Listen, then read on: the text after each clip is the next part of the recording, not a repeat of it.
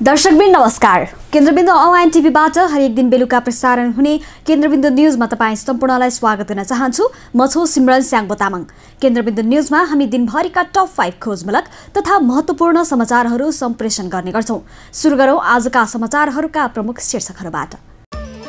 प्रधानमन्त्री अध्यादेशबाट ब्याक र आरएसएस का रूपमा प्रचण्ड र बाबुरामको सक्रियता। लकडाउन खुकुलो बनाएर लम्ब्याउने संकेत, काठमाडौँ कोरोना मुक्त। काठमाडौँ उपत्यकामा अब घर घरमै पुगेर राहत वितरण गरिने, सडकमा अलपत्र नागरिकका लागि मेस सञ्चालन गरिने।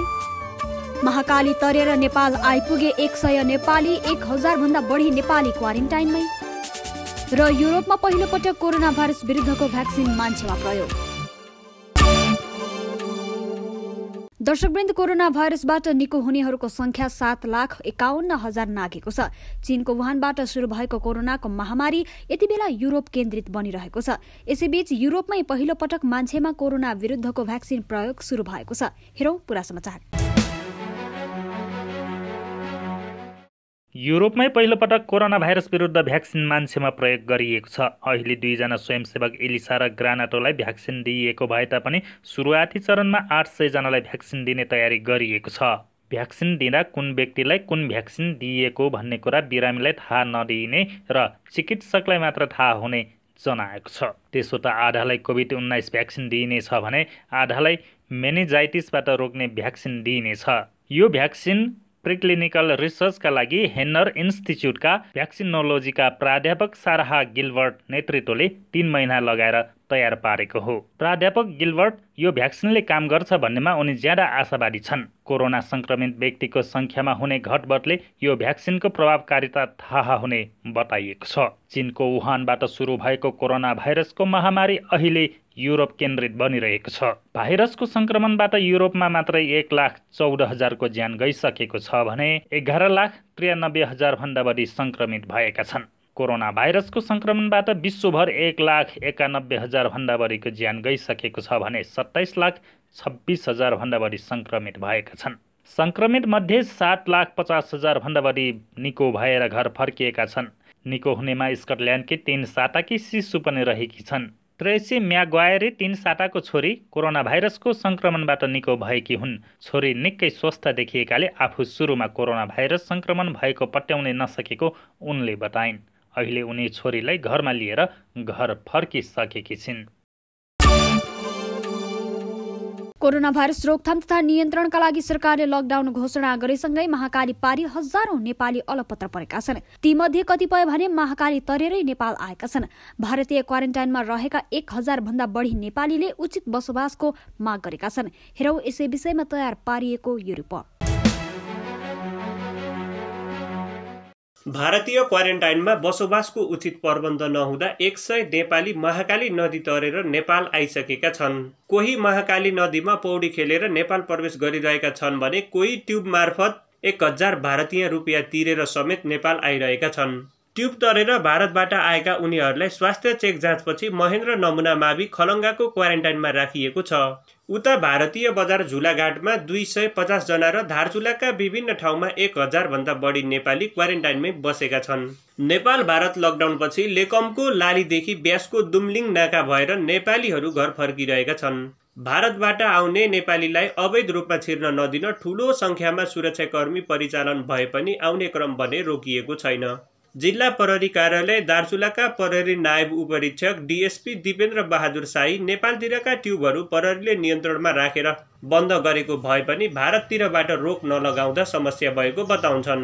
उता भारतीय सीमामा फँसेका नेपाली नागरिकले घर कहिले जान पाइएला भनेर दिन गर्न थालेका छन्। क्वारेन्टाइनमा रहेका 1000 भन्दा बढी नेपाली नागरिक गएको 26 दिनदेखि नेपालसँग सीमा जोडिएको भारतको झुलाघाट र धारचुलामा बसिरहेका छन्। सीमा क्षेत्रमा समस्यामा परेका मजदुर फिर्ता ल्याउन सर्वोच्च अदालतले नेपाल सरकारलाई आदेश पनि दिएको थियो।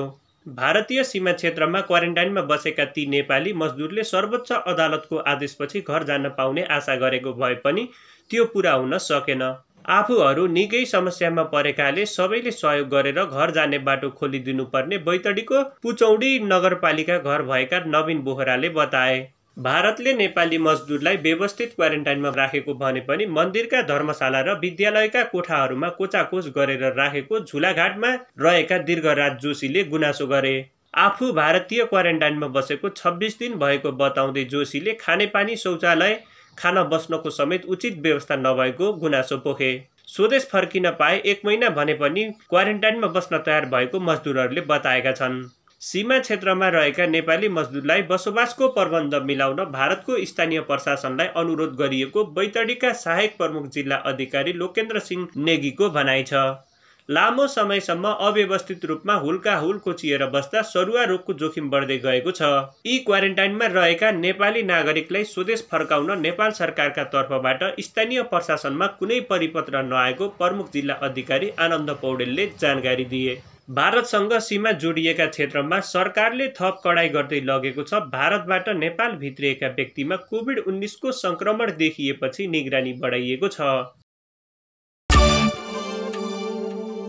सरकारले घोषणा गरेको लकडाउनसँगै सर्वसाधारणको जनजीवन कष्टकर बन्दै गएको छ। स्थानीय सरकारहरूले विपन्न नागरिकहरूलाई राहत पनि वितरण गर्दै आएका छन्, तर अझै पनि राहत नपाएको गुनासो आएपछि काठमाडौँ उपत्यकाका स्थानीय निकायहरूले अब घर घरमै राहत वितरण गर्ने भएका छन्। प्रस्तुत छ यसै विषयमा तयार पारिएको यो रिपोर्ट। विश्वव्यापी महामारीका रूपमा फैलिएको कोभिड-19 को संक्रमण रोक्न सरकारले जारी गरेको लकडाउनका कारण प्रत्यक्ष प्रभावित भएकालाई राहत वितरण गर्दा धेरै ठाउँमा समस्या उत्पन्न भयो। मुलुकभरका स्थानीय तहबाट वितरित राहत घरभरि अन्न भएकाले समेत थापे। काठमाडौँ महानगरपालिकाका प्रवक्ता ईश्वरमान डङ्गोलका अनुसार अनुगमन गर्न जाँदा अन्न भएको र राहत नचाहिने घरले समेत राहत लिएको पाइयो। लकडाउनको 1 महिनाको अवधिमा उपत्यकामा झण्डै 2,15,000लाई राहत वितरण गरिएको छ। अझै पनि राहत नपाएको भनेर मजदुरले गुनासो गरिरहेका छन्। स्थानीय निकायले अब भने यसबाट पाठ सिकेर अघि बढ्ने तयारी गरेको छ। काठमाडौँ उपत्यकाको 16 नगरपालिका तथा 2 महानगरले अब विपन्न वर्गलाई घरमै पुगेर राहत वितरण गर्ने भएको हो। त्यस्तै राहत नपाएका र सडकमा बसेका मजदुरलाई खाना बनाएर खुवाउने योजना पनि अघि सारिएको छ। पहिलो चरणको राहत वितरण सम्पन्न गरेको उपत्यकाका स्थानीय तहले दोस्रो चरणमा यसबाट पाठ सिकेर राहत वितरणलाई पारदर्शी बनाउन लागेको हो। पहिलो चरणको राहत वितरण लगभग सकियो। अब दोस्रो चरणको वितरणमा खानै नपाएका व्यक्तिको घरमा राहत पुर्याउने तयारी छ। अन्य सडकमा अलपत्र परेका र खाना नपाएका मजदुरका लागि ठाउँ ठाउँमा सामूहिक मेच चलाएर खाना खुवाइन्छ। उपत्यका नगरपालिका फोरमका सचिव मदन सुन्दर श्रेष्ठले भने। मध्यपुर थिमी नगरपालिका प्रमुख समेत रहेका श्रेष्ठले आफ्नो क्षेत्रमा भने उक्त काम थालिसकेको बताए। ललितपुर महानगरपालिकाका प्रमुख तथा उपत्यका नगरपालिका फोरमका उपाध्यक्ष चिरीबाबु महर्जन पनि अब लकडाउन बढ्यो भने मेस चलाउने योजनामा रहेको बताउँछन्। यसका लागि 20 ठाउँमा 4,000का लागि खाना खुवाउनु पर्ने आवश्यकता देखेको उनको भनाइ छ। काठमाडौँ महानगरले पनि मेस चलाएर खाना खुवाउने अभियानलाई निरन्तरता दिएको छ। उपत्यका नगरपालिका फोरमले साझा कोष स्थापना गरेर आवश्यक सहयोग उपलब्ध गराउने र उपत्यका भित्र नै सवारी साधनलाई डिसइन्फेक्सन गर्ने तयारी समेत गरेको छ। गत चैत्र 16 गते बसेको मन्त्री परिषद बैठकले दैनिक ज्यालादारी र श्रमिक मजदुरलाई लकडाउन अवधिभर खाना पुग्ने गरी राहत वितरण गर्ने निर्णय गरेको थियो। सरकारले पछिल्लो पटक थपेको समयावधि अनुसार आगामी 15 गते लकडाउन सकिँदैछ। लकडाउन थपिने हो कि होइन भन्ने विषयमा सर्वसाधारण अन्यलमा छन्। सरकारको आजको बसेको मन्त्री परिषदको बैठकले पनि यस विषयमा कुनै निर्णय गरेको छैन। यद्यपि सरकारका प्रवक्ता तथा अर्थमन्त्री युवराज खतिवड़ाले भने लकडाउन लम्बिने संकेत गरेका छन्। हेरौं पूरा समाचार। सरकारले छिमेकी मुलुकहरूमा कोरोना भाइरसको जोखिमको अवस्था हेरेर लकडाउन खोल्ने विषयमा निर्णय हुने बताएको छ। विश्वभर महामारीको रूपमा फैलिएको कोरोना संक्रमणको जोखिम नेपालमा पनि रहेकाले लकडाउन खोल्ने निर्णय एकपक्षीय रूपमा गर्न नसकिने सरकारले बताएको हो। छिमेकी मुलुकहरूमा कोरोना नियन्त्रण र जोखिमको अवस्था हेरेर लकडाउन खोल्ने नखोल्ने विषयमा निर्णय हुने सरकारका प्रवक्ता समेत रहेका अर्थ र सञ्चार तथा सूचना प्रविधि मन्त्री डाक्टर युवराज खतिवड़ाले बताए। केही क्षेत्रहरू आधारभूत उद्योग अथवा निर्माण क्षेत्रहरू र केही सेवा क्षेत्रहरू हामीले क्रमशः खोल्दै लगेर असङ्गठित क्षेत्रका श्रमिकहरूलाई काममा आबद्ध गर्ने र त्यसको आधारबाट उहाँहरूको स्वतः जीवनयापन हुने व्यवस्था गर्ने। अब जहाँसम्म सङ्गठित क्षेत्रका श्रमिकहरूको विषय छ, उहाँहरूको सन्दर्भमा रोजगारदाता र श्रमिकहरूको सङ्गठनहरूको बिचमा छलफल भइरहेको छ। वैशाखदेखि उताका चाहिँ हाम्रा चाहिँ सेवाका शर्तहरू, खास गरी तलब सुविधाका विषयमा कसरी हामी अघि बढ्ने भन्ने एउटा छलफलको क्रममा छ र छिटै हामी एउटा टुङ्गोमा पुग्छौँ। प्रवक्ता खतिवड़ाले छिमेकी मुलुकमा कोरोना रोकथामको प्रयास र नेपालमा स्वास्थ्य उपचारको पूर्व तयारी, स्वास्थ्य परीक्षणका विधिहरू, उपकरण तथा स्वास्थ्य कर्मी अवस्थालाई ध्यानमा राखेर लकडाउन खोल्ने बताए।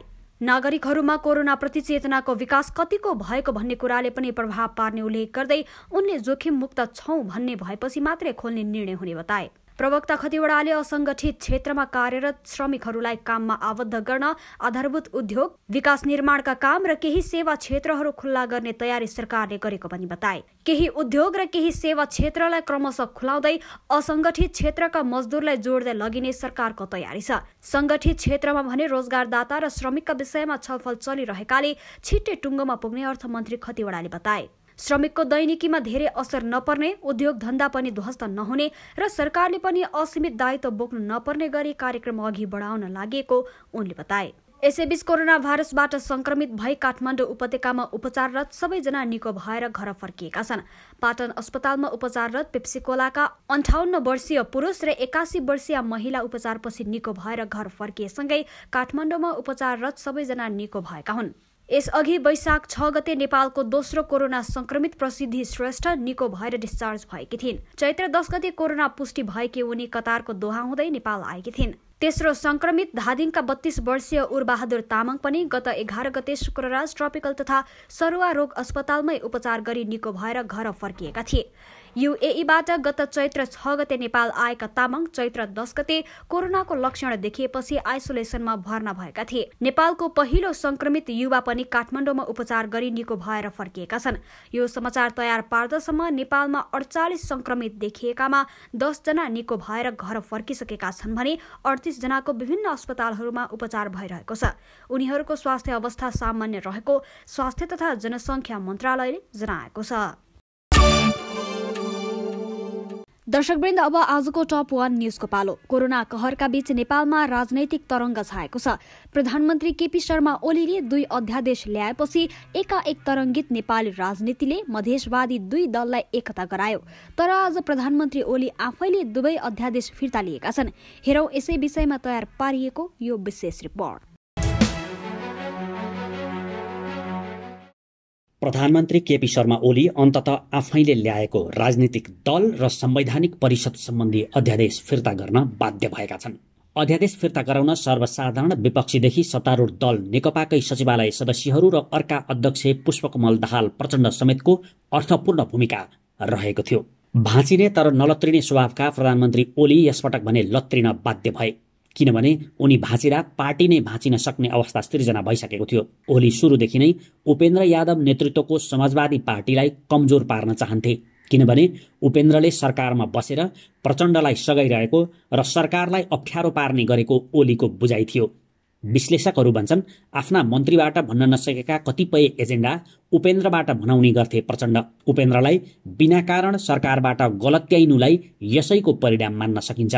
त्यसैगरी मधेसवादी दल फुटाउने अभियान अन्तर्गत त्यहाँका असन्तुष्ट पक्षलाई सरकारी पक्षले केही समय अघिदेखि नै साथमा लिएको थियो। समाजवादीका अध्यक्ष उपेन्द्र यादवले पाइलै पछि माइनस गरेर राखेको बुझाइमा रहेकी रेणु यादव ठूलो छलाङ मार्ने दाउमा थिइन् भने कुनै समय पार्टीबाट निलम्बनमा परेका प्रदीप यादवले पनि फुटमा फाइदा देखेका थिए। त्यसैगरी सांसदहरू विमल श्रीवास्तव, मोहम्मद इस्तिक राई, उमाशंकर अर्गरिया र सुरेन्द्र यादव पनि लामो समयदेखि बालुवाटारको समीपमा थिए। उनीहरूको योजनामा सांसदहरू रेणुका गुरुङ र कुलदेवी विश्वकर्माले ब्लाइन्ड सपोर्ट गरिरहेका थिए।